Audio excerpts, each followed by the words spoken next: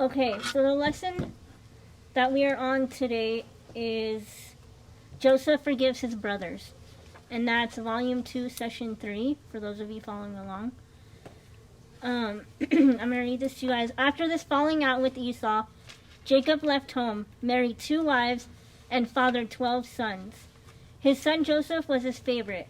Joseph's brothers became jealous of him, so they sold him into slavery. But they told their father Jacob that Joseph was killed by wild animals. Slave traders took Joseph, then through an unlikely turn of events, he ultimately became a ruler in Egypt, second only to Pharaoh himself. He was a prime minister. Yep, through Joseph's faithfulness, we see that God still worked everything for good.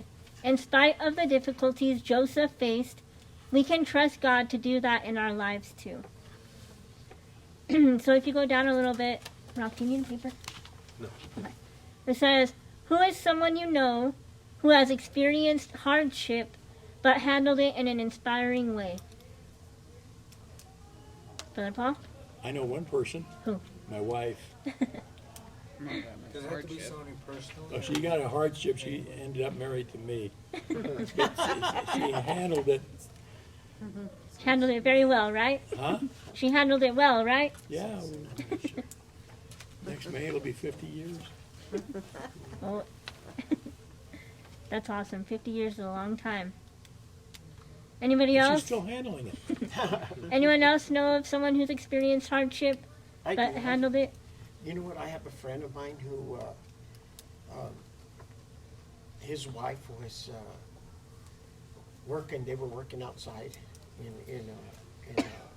on the house, and his wife fell off the roof, and for the rest of her life now she has to be in a wheelchair. And you know what he did? He's taking care of her. Wow, That just blew my mind. that's awesome. Though. I mean, you know, she's paralyzed. Yeah. You know, and that's a hardship. Mhm. I don't, you know, if that happened to my wife, I don't know what I would do. Yeah. But that's, you know, I saw him, and, you know, he's just a friend of mine, you know, but, you know, he puts a trust in God, so. Yeah. I think for me, I was hoping she would be here, but Sister Carolyn, we all know her story, how she ended up getting cancer, and since day one, she's always been faithful. Like, she knows that if God's going to heal her, he's going to heal her, and even though she's going through all the things that she's going through, like trying to do chemo and all that, she still is here on Sundays lifting her arms and praising God and knowing that if it's his will, like, he's going to heal her. And so I think that's awesome. Anybody else? I'd like to say my wife. She has seizures. Or she's had seizures. She grew up with seizures, right? Like since when she was little, and then she had, I think, well, her last one was like in high school, and then she didn't have them for any after that until COVID, and they kind of came back. But even though she has those, she still, you know, lives life, moves forward. She's even like became a certified personal trainer. She got her certification, and you know, that's inspiring for me. You know, like it's like, you know, like what's my excuse? You know, what can I? You know, someone who has something like that, you know, she's doing more than some people who don't have, you know, something like that. So for me, that's inspiring and to see. So. And that's my daughter. You created an inspiration. So, Sister Chrissy, we asked the question, who is someone you know who has experienced hardship but handled it in an inspiring way? Anything? Do you have one? I mean, just a lot of people. I mean, but like my grandparents, like my grandma, she had like a second grade education. Can't hear you. My grandma, she had like a second grade education, and she went back to try and teach herself how to write and read and write, so that way she could help us when we were little. And she raised all of her kids, and did it all with a third grade education because she had to go help her mom work in the fields. So, Yeah. I mean, it's a Yeah, lot to do. it is. If we move down, it says, in the Bible, Joseph shows us how God works through our hardships.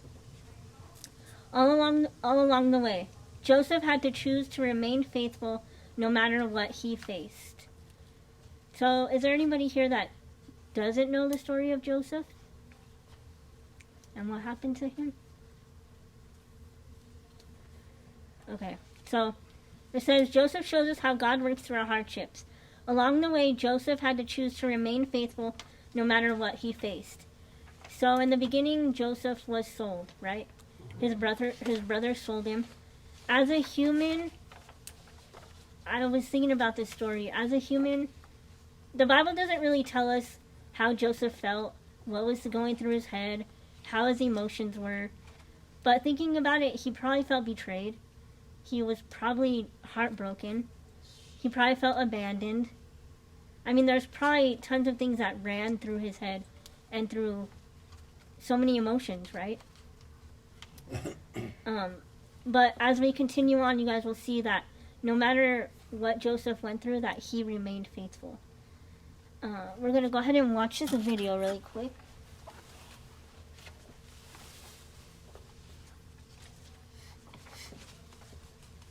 Maybe.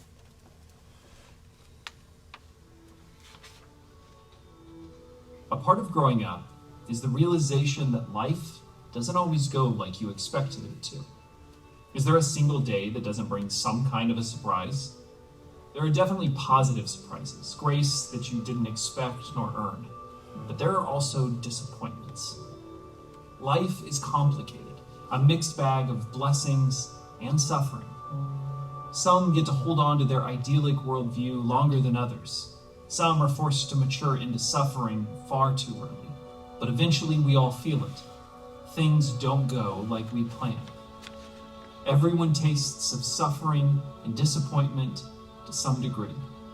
When Genesis first introduces us to the character of Joseph, he has all of the wide-eyed optimism of his youth. He's his father's favorite, and he had a dream that one day his brothers would bow down and serve him.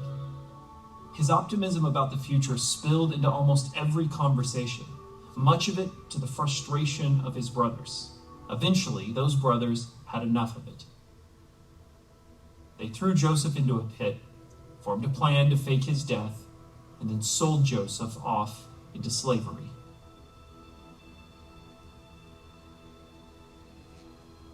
Joseph's vision of his brothers honoring him was shattered by the reality instead of their betrayal.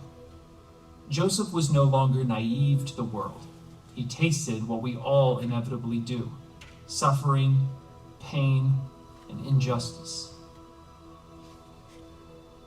Joseph ended up a slave in Egypt, a long way from home and a long way from his expectations.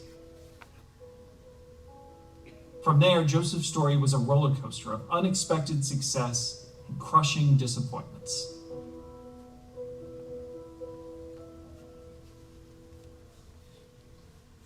He climbed to positions of power, and he fell through false allegations and into a prison cell. Years went by, and his dreams about his family must have seemed as distant and impossible as returning to his optimistic youth. Those days had now long passed. Everything he had expected, every opportunity he had, every hope he had hoped for, now shattered before him. The story goes that by a series of miraculous occasions, Joseph finally found favor with Pharaoh and became one of Egypt's greatest leaders, second to only Pharaoh himself. One day, to Joseph's astonishment, his long-forgotten brothers came in and bowed before him, seeking help in the midst of a devastating famine. They didn't recognize Joseph. How could they?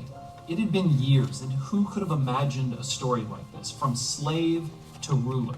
The scene really is incredible. Joseph's youthful dreams had come true.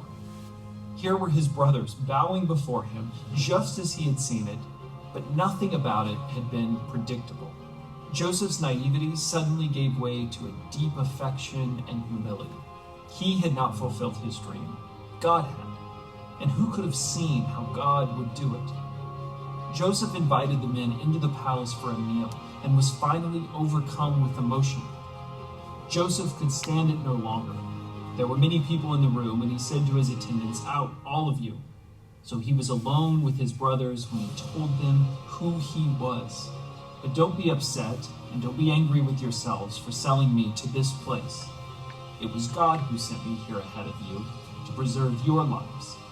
It was God who sent me here, not you." Don't be confused. It was Joseph's brothers who sold him into slavery. But from Joseph's perspective, it had been God who was working, even through his suffering and through their injustice. As Joseph would later put it, "You intended to harm me, but God intended it all for good." Joseph's test of suffering and injustice is one we all inevitably face. You know what it is to be in the depths of sorrow and confusion. To be with Joseph in that dungeon, struggling to make sense out of your life and wondering how it came to this. Like Joseph, you know what it is to walk through this test with little more than faith holding you together. Joseph's story understands that complexity. All of the brokenness and injustice in this world, and all of the ways that it seeks to harm you, can be the very things that God uses to do something far more good than you could have ever imagined possible. Joseph's story threads an awesome question into the test of your suffering. What might God intend for your good? What might God be doing? Listen.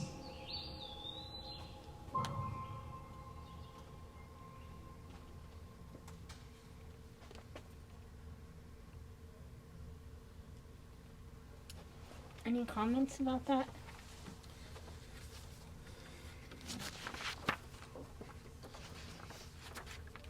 Oh, Tamika, I got a question. Yes, sir. Can you do the same paper, but mine's different? I think you need this one. I'm Okay. sorry. It's okay. We're on the second page. So, for some of you that were here last week, we talked a little bit about jealousy, right? And I think Joseph's brothers had a lot of jealousy in their heart. And that's a big reason why they did what they did, because they felt that Joseph was going to be bigger than them and that he was loved more than them. It says, "In dreams from God, young Joseph saw himself exalted and ruling over his parents and brothers.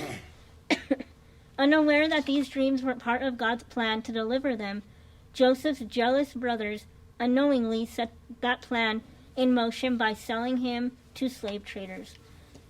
These traveling traders ultimately sold Joseph to Potiphar, the captain of the guard for Egypt's Pharaoh. Through many twists and turns, God worked behind the scenes to turn Joseph's tragedy into triumph. God ultimately worked everything not only for Joseph's good, but for the good of his family, including his brothers and the entire nation of Egypt. Joseph was born a free man, an heir to God's promise to his great-grandfather Abraham. After his brothers sold him into slavery, Joseph could have given up on God. However, he chose to remain faithful to God. Rather than becoming bitter and cynical, Joseph's continued faith in God would eventually allow him to see the faithfulness of God in his life, despite his suffering. But things would get worse before they got better. Let's look at one of the unfair hardships Joseph faced. So let's turn to Genesis 39 in your Bibles. 2 through 6 through 12.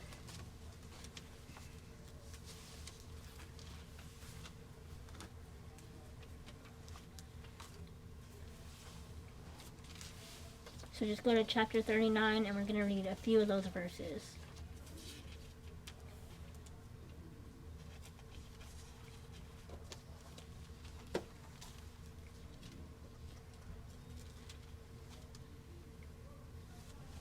Okay, I'll read Genesis 39:2.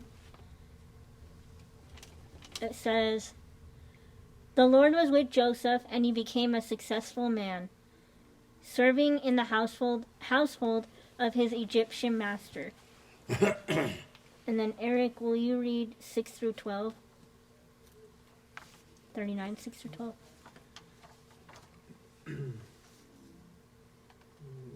Okay. Thus he left all he had in Joseph's hand, and he did not know what he had except for the bread which he ate. Now Joseph was handsome in form and appearance, and it came to pass after these things that his master's wife cast longing eyes on Joseph, and she said, "Lie with me." But he refused and said to his master's wife, "Look, my master does not know what is with me in the house, and he has committed all that he has to my hand. There is no one greater in this house than I, nor has he kept back anything from me but you, because you are his wife. How then can I do this great wickedness and sin against God?" So it was, as she spoke to Joseph day by day, that he did not heed her to lie with her or to be with her. But it happened about this time, when Joseph went into the house to do his work, that none of the men of the house was inside, that she caught him by his garment, saying, "Lie with me." But he left his garment in her hand and fled and ran outside.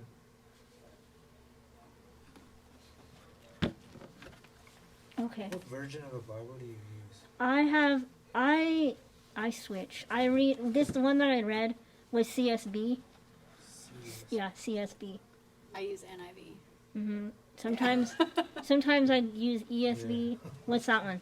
NIV. NIV. Do you want to read it? No, Okay. Because it'll sound a little bit different. no, it's pretty much the same. Yeah. It's Okay. just different wording a little bit. Yeah. Yeah, I have the New King. Longer, I think. New King Yeah, James his Version. is New King James. yeah. So you can do that. Let me read this Says one. the same thing What does using Pastor different Riva words. use when he puts it up on the... I believe he uses NIV. Oh, okay. I believe so. But yeah, just different versions are easier to understand and sometimes harder to understand. They're always different.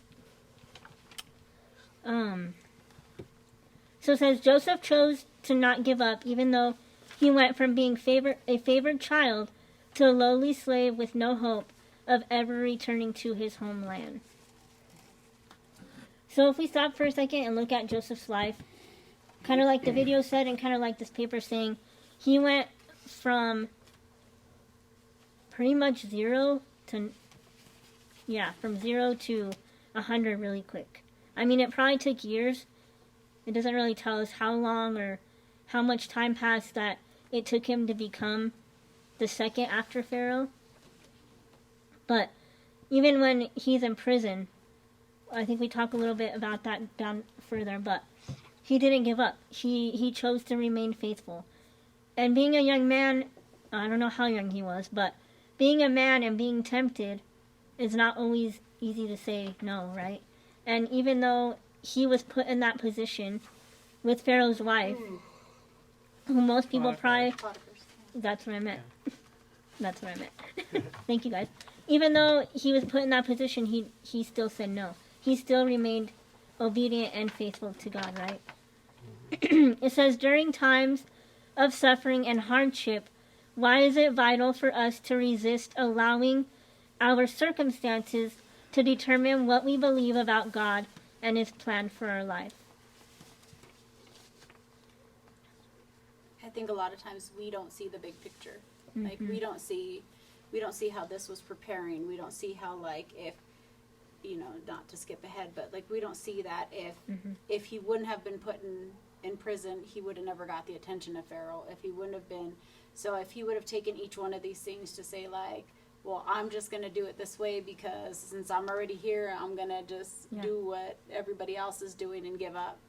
Like, he just kept to his faith and kept to his, doing what he needed to do to get into his place.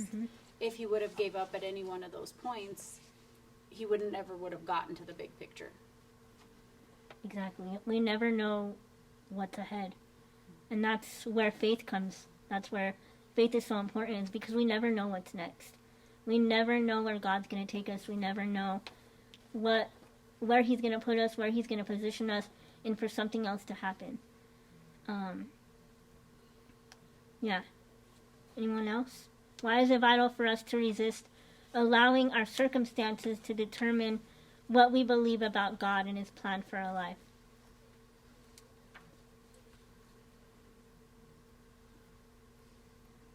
Say that again. During times of suffering and hardship, why is it vital for us to resist allowing our circumstances to determine what we believe about God and his plan for our life?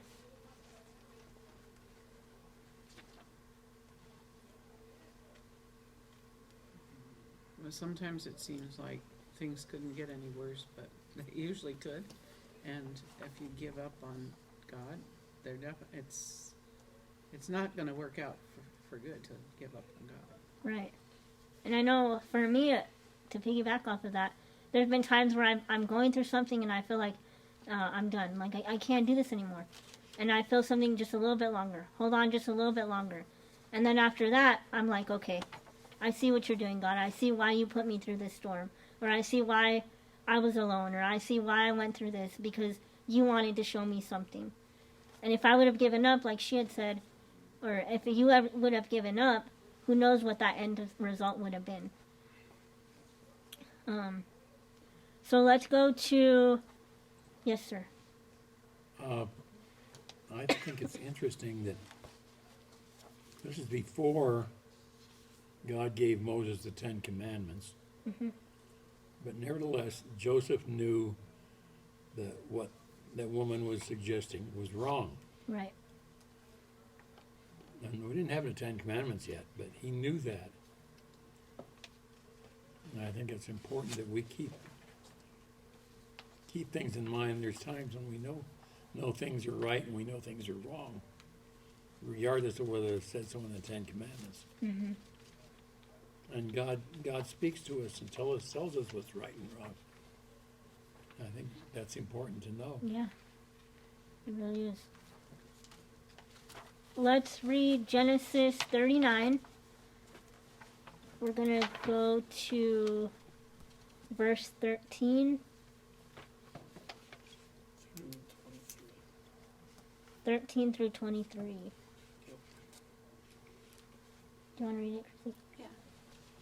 When she saw that he had left his cloak in her hand and had run out of the house, she called her household servants. "Look," she said to them, "this Hebrew has been brought to us to make sport of us. He came here to sleep with me, but I screamed. When he heard me scream for help, he left his cloak beside me and ran out of the house."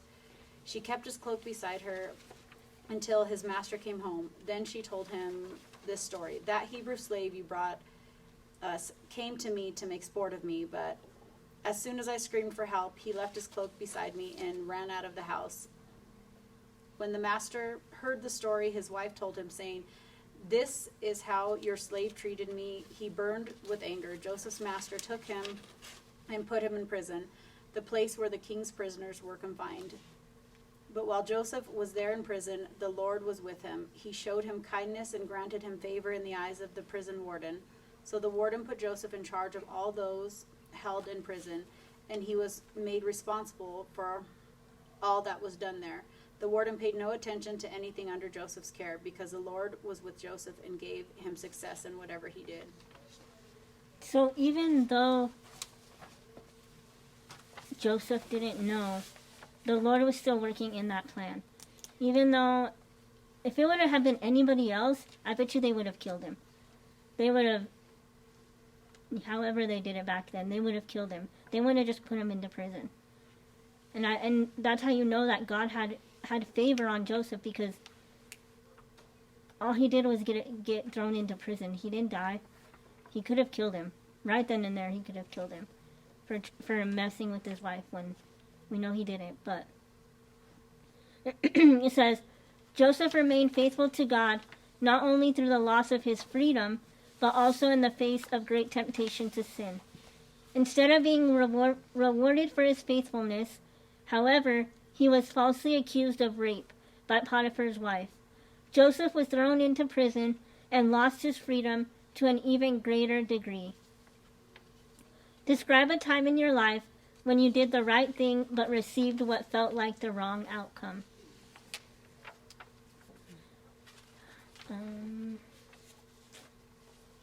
Anybody have a time in their life when they felt they did the right thing but had a bad outcome in it? Lots of times. Tell us one.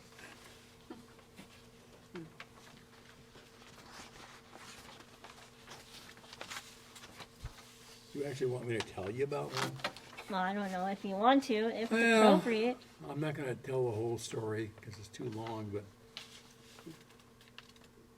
quite a few number of years ago, it was when we were engaged before we got married. I was studying for the priesthood in the Episcopal Church, and they got this bishop from someplace and was supposed to ordain me and this other guy. And the other guy got ordained and I didn't. Should I tell about the other guy? Okay.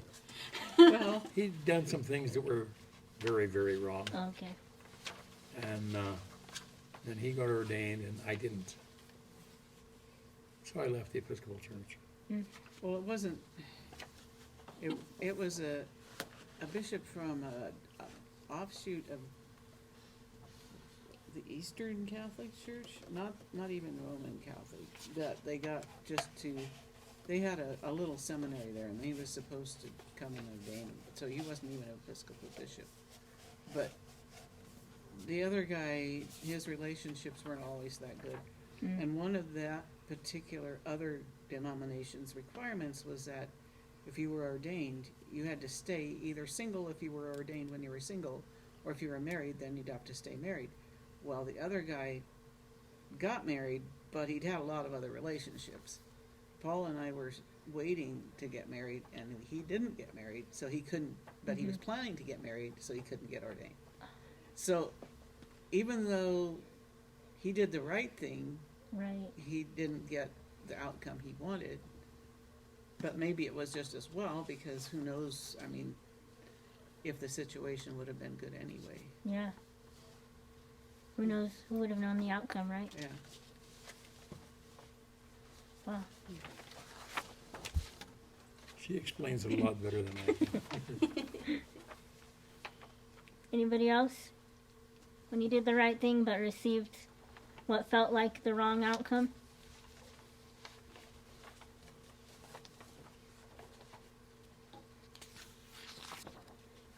I tried to think of one and I couldn't put my finger on one. I'm Well, sure there has been. I think there's plenty of times to where we think it's the wrong thing.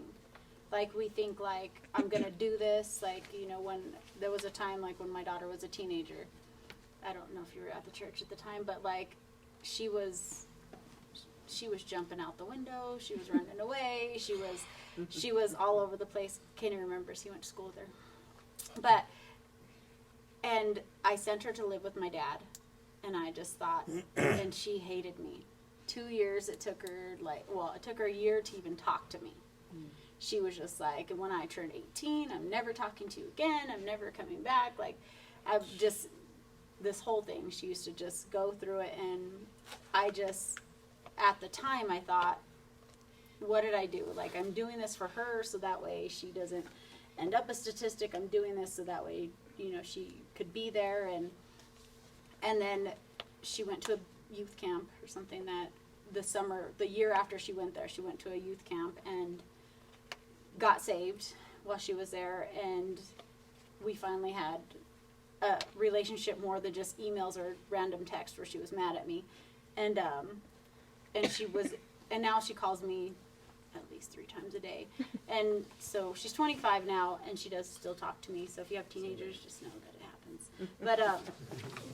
But like at the time, like it just seemed like I was doing the right thing and everything was like falling apart. Like I didn't know how to handle everything. Like even though she was a teenager, she was also the mom to my son, because she's the one that remembered his tooth when it fell out, and I'm like, oh yeah, I do need to put $1 under there. Oh yeah, I need to, like, I lost that too with my son. You know, it's a lot of things, but I think in the end you see how God used that and how, you know, in the midst of the storm you don't see it, but I think. And I mean, it could have turned out a different way. I mean, if you wouldn't have sent her to live with your dad, you know. She could not be talking to me now because she's in trouble. She could have been in jail down the street. Now whatever. Yep. Anybody else? Well, for my family, they have to do the right thing as well. So, and my mom does a very good job caterings and stuff. So, She's a good mom. yeah, my dad works for a university at the UNC. Mm-hmm. He's doing a really good job there. And then, so when I was little, I remember I was a little kid.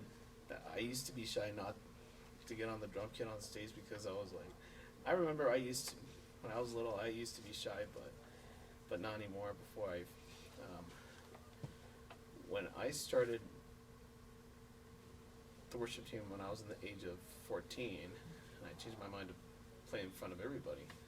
So. Good job, Kanan. That turned out to be good. Yeah, See? it turned out to be good.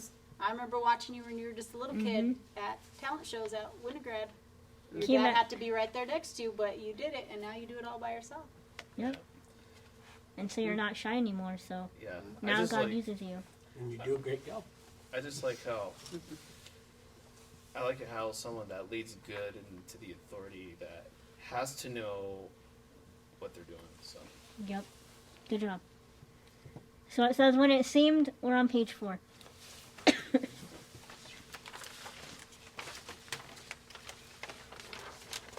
Three. Oh, page 3 for you.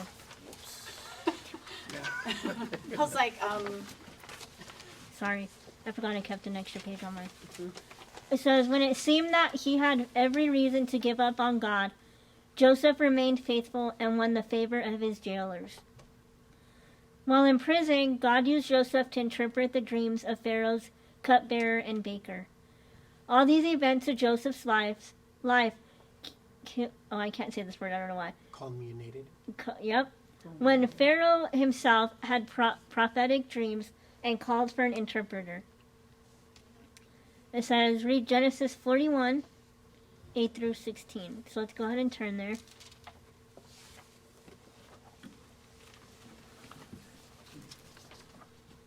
here.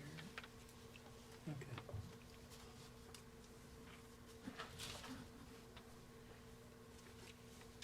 Does anybody want to read it? I can. So in the morning, his spirit was troubled. That was Pharaoh who had the dream. His spirit was troubled, and he sent and called for all the magicians of Egypt and all of his wise men. And Pharaoh told them his dream, but there was none who could interpret it to Pharaoh.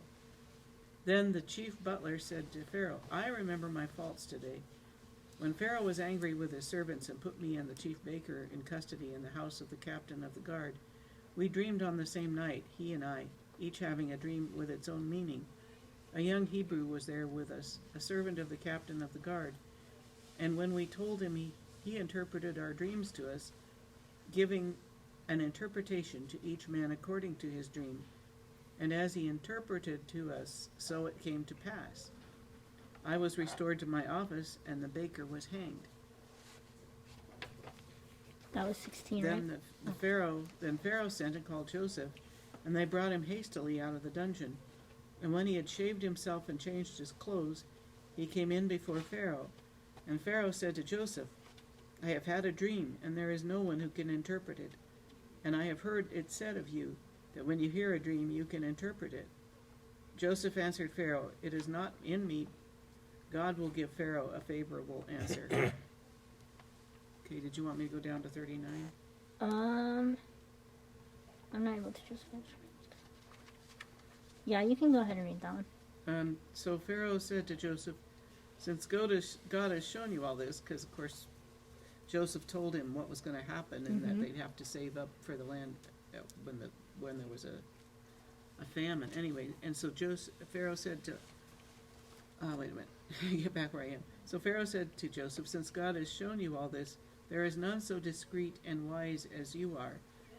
You shall be over my house, and all my people shall order themselves as you command.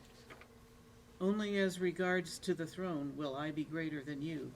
And Pharaoh said to Joseph, behold, I have set you over all the land of Egypt.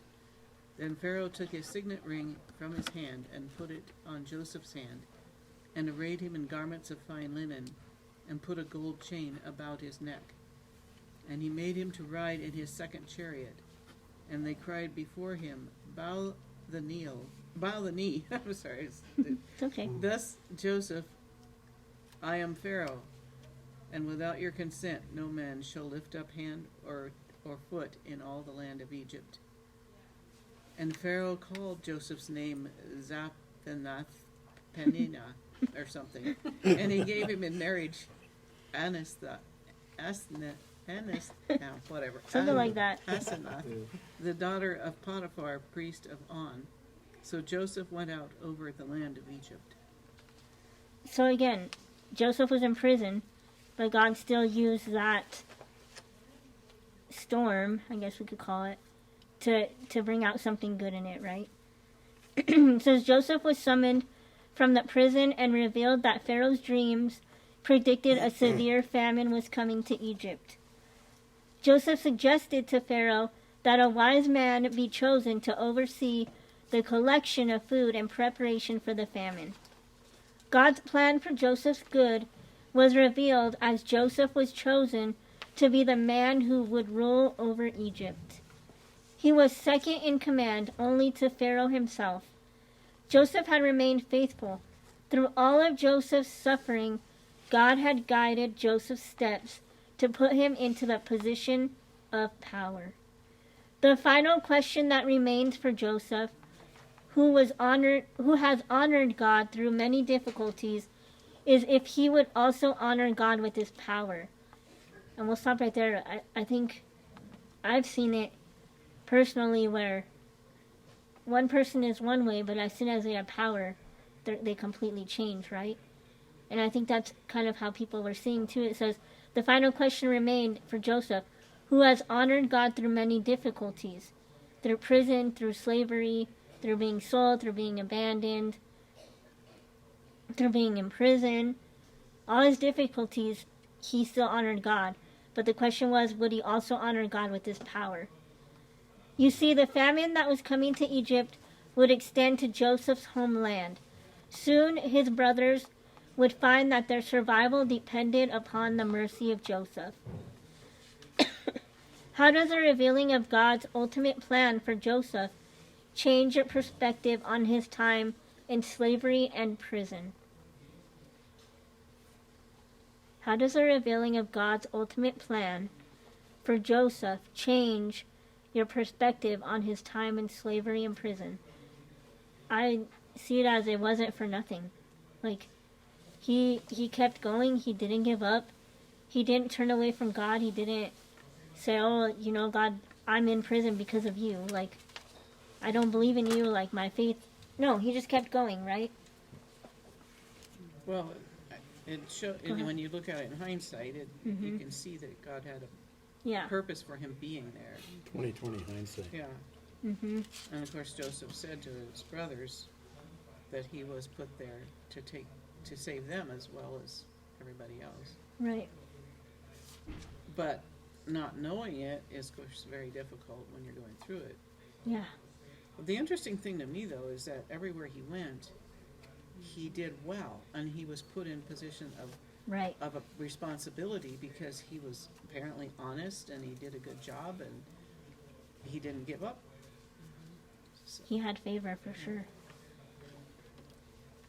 Go ahead. It doesn't happen very often that one of the prisoners is allowed to run the prison. Yeah. Yeah, and it's also, I mean, just like how he just maintained that, like, because then I think that's the lesson that we all have to take from it is, like, I don't know your plan, I don't understand this, Mm-hmm. but I'm gonna trust you and I'm gonna get through it. Yep. And like he had that mentality throughout every one of these trials. He didn't know God's ultimate plan. He assumed that if he was doing right and he was doing good, this was part of his plan, and he trusted it. Like, Yeah. and that's the hardest thing to do, The and hardest. like the biggest part of Joseph's lesson. And I think it's hard for us as Christians. That's Isn't that why we're all here, huh? exactly, We're all here exactly. for that because we believe when, you know, we're not there in a year from now, but he is. Exactly. Let's read. That's why we trust in him. Yeah, and trust is a big thing being a Christian. If we don't trust God, what else is there? If we don't have faith, What do we have? if we don't have faith, what else do you have? Because that's what we live off of every day. That's what wakes us up in the morning. You know, we believe that God woke us up to live another day. For what? We don't know. But there's purpose in that day. Let's read Genesis 50, 15 through 21.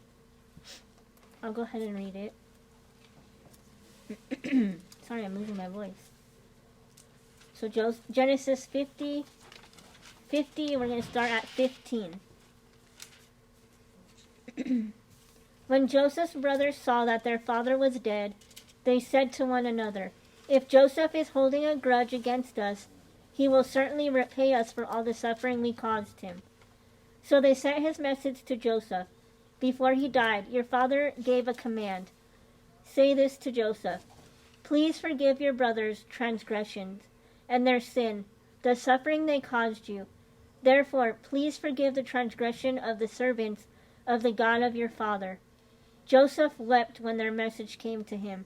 His brothers also came to him, bowed down before him, and said, "We are your slaves." But Joseph said to them, "Don't be afraid.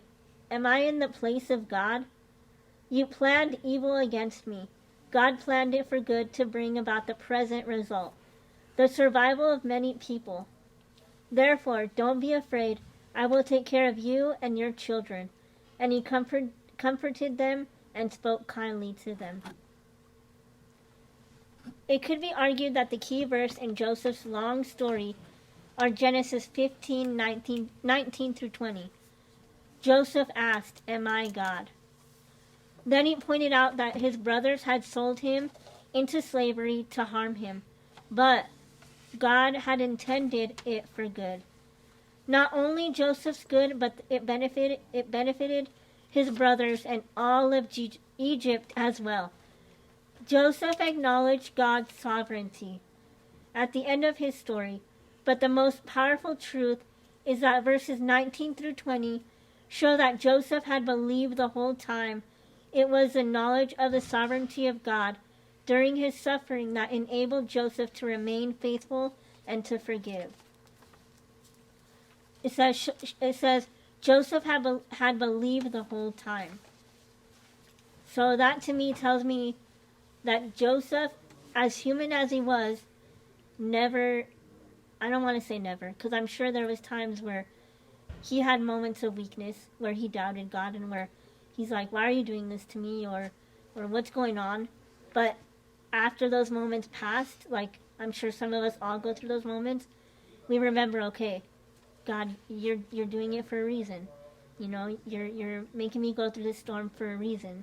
Well, and he tested his brothers Uh-huh. in this, like, Right. so he wanted to, like, so when they bring his little brother in and they send him off with something to like frame him that he stole something, and his brothers are like, no, take me instead. Like, that was in a way a test. I mean, these are not Yep. the same brothers that sold him into slavery. They were now the brothers that were willing to give their lives for their brother. Mm-hmm. So he didn't just take them at like, "Hey, these are my brothers, I'm gonna keep them." Like, Yeah.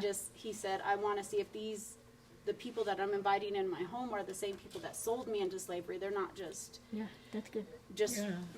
Yeah, because you're right, because then their concern about taking care of Benjamin, who was his full brother, not his half brother, showed that they were sorry, really. for Yeah, having that they were sold. different. They Yeah. had grown. They were better people. And once he did that, he was able to take off his cloak and just be like, I'm your brother. Like, this is me.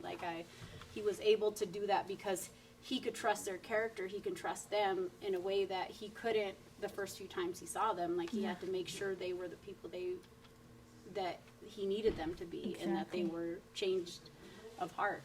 And on Joseph's part, he didn't say, well, you sold me, like, forget you. Like, he didn't do that. He, like he said, he's like, am I God? Am I the one that's gonna punish you, or that's gonna do whatever? No. He was someone that believed that God was doing what he needed to do at the moment. The last question says, can you think of a time when at the end of a difficult season you could look back and see God at work in ways that you could not when you were in the middle of the season? When you were in the middle of that season. I already shared that one. Just kidding. Well, there's things that I know there's things I've looked back and I could say, yeah, God was working through that, but I'm not sure if I can think of one that's particularly difficult. Just that, Besides your husband. well, it's just that sometimes, especially if you don't know at some point which way you want to go Right. with some decision or, circumstance, it later on, sometimes you can say, yeah, God was there.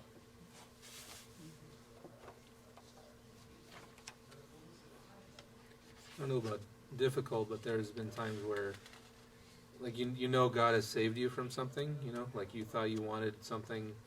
Like there's been a time where I applied at a job that I really wanted and I thought I wanted, but I didn't get it, and then the company closed like months later. Yeah. Like stuff like that kind of happens where it's like, oh, okay, like thank God, because that I didn't get it, because then I'd be back in the same situation and looking for another job again. So it's things like that that I've gone through.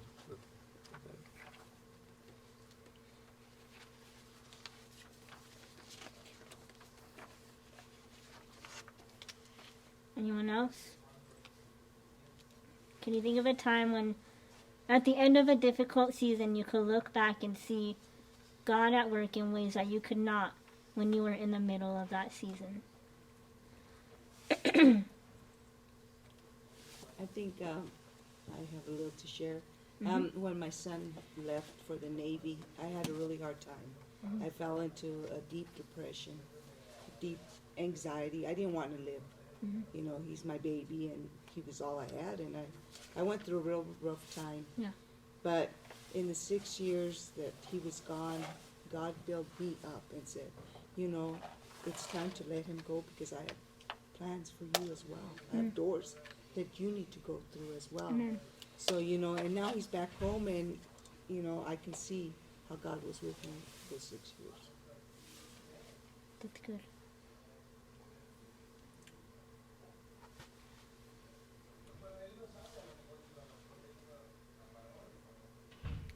For me,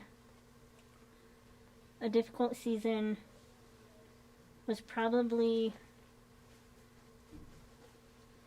in 21. My father passed away, and we didn't have a very close relationship, but the little girl inside of me still longed for a relationship with my father, and that was something I didn't know was so deep inside of me, and kind of I built a lot on that, and I didn't notice that until after he passed.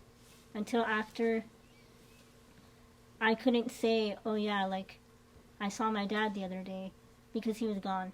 And I think the Lord took me through that season, and then 3 weeks later I lost my grandfather. So every father figure I knew was gone, and that was something that I struggled with so much, and I had so much anger towards God, but through that season, looking back now, he took me through that, so at the end, right now, I could see that he's the only father I need.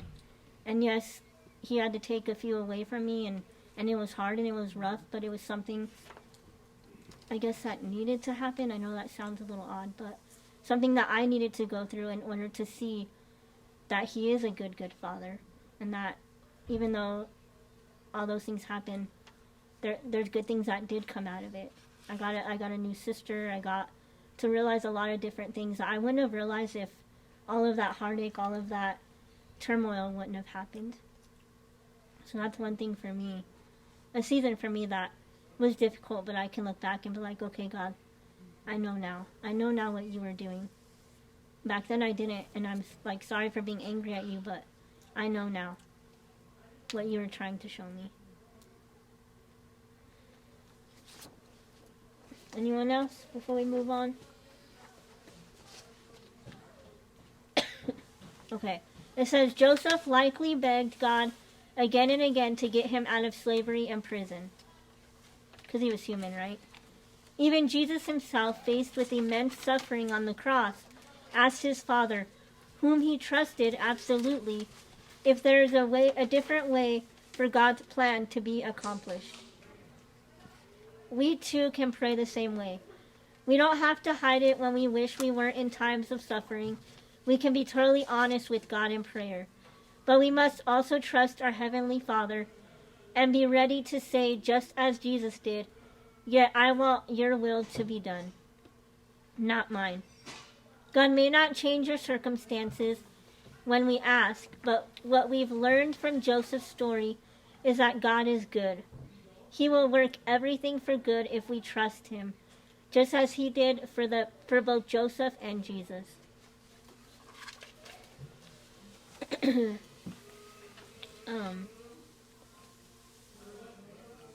I think it was a good story of forgiveness and staying faithful.